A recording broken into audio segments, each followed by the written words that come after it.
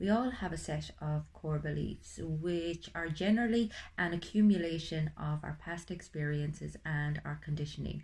And these very much form the basis of our assumptions about the world and the way in which we interpret ourselves and other people. They're also generally the driving force behind so many of our reactions and our behaviors. Becoming more aware of one's core beliefs is a helpful practice for anybody because it allows us to become more conscious and more mindful of some of the assumptions that we make about our life and about ourselves and about our relationships. However, for somebody who experienced a lot of adversity or trauma in their childhood, or indeed somebody who has grown up in an environment which felt unsafe or invalidating, their core beliefs can actually be extremely harmful and can be standing in their way of living a fulfilling, meaningful, and happy life.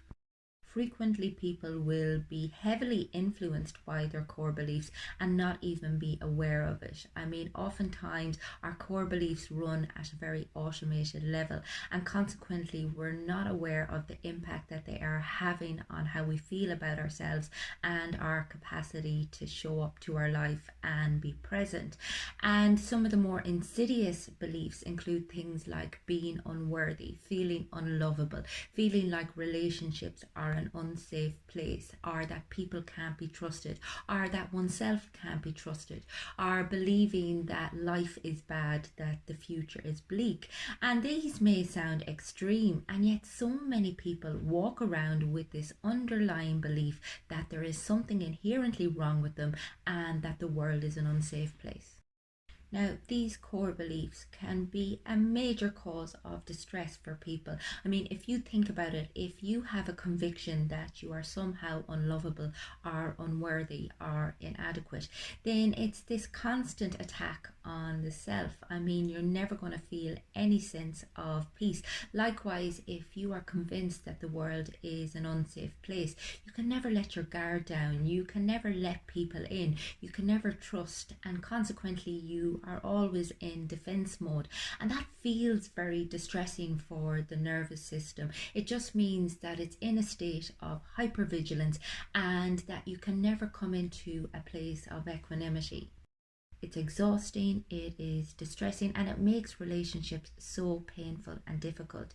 I mean, if you are constantly in a state of self-rejection, you will automatically assume that other people will never accept you, and consequently, you will always be on the lookout for evidence of rejection. This makes trust very difficult and connection very difficult. And these are things that we have to have in order to feel safe and in order to feel psychologically well. People who struggle with negative core beliefs also tend to struggle with psychological flexibility, and they find themselves fixating on certain coping mechanisms and maladaptive behaviors in an attempt to self-regulate and self-soothe.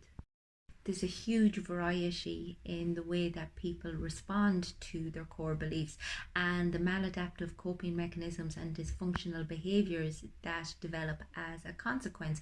I mean, some people struggle with high levels of anxiety and insecurity and may find themselves in codependent relationships. Other people find themselves highly reactive, very defensive, very detached from other people, and find it really difficult to trust relationships.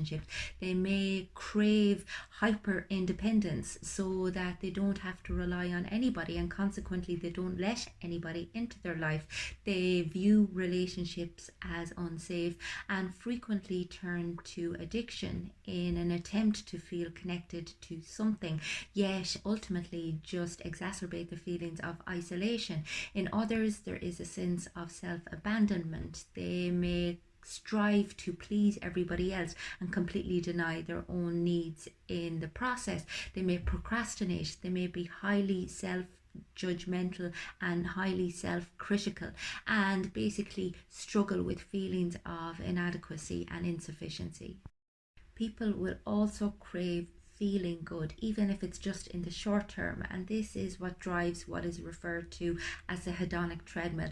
This conviction that if you just buy that next thing, or if you just look differently, or if you just achieve that success, that things will be okay, that you fill that void inside of yourself. And unfortunately, this is never the case. You may experience a short-term pleasure, a short-term feeling of things being nice, but very quickly it dissipates and you have to move on to the next thing and the next thing and the next thing, and it just never ends.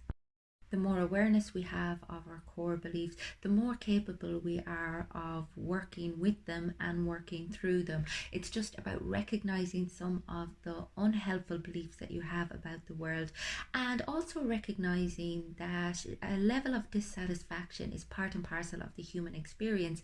The more we can live with that, the more we can explore our dark side, the more we can understand the aspects of ourselves that cause us problems, the more likely we are to make peace with our experience and to be able to continue on a path that is fulfilling and that feels purposeful and meaningful for the individual. But again, it's about finding one's own path. It's about becoming comfortable with uncertainty and becoming comfortable with some of the, I suppose, less enjoyable emotions and experiences that life sometimes brings.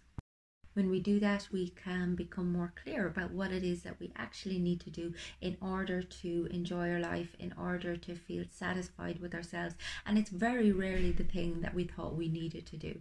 If you would like to find out more about your core beliefs and how you can work beyond them, get in touch with me on the website. It's fundamentals.ie.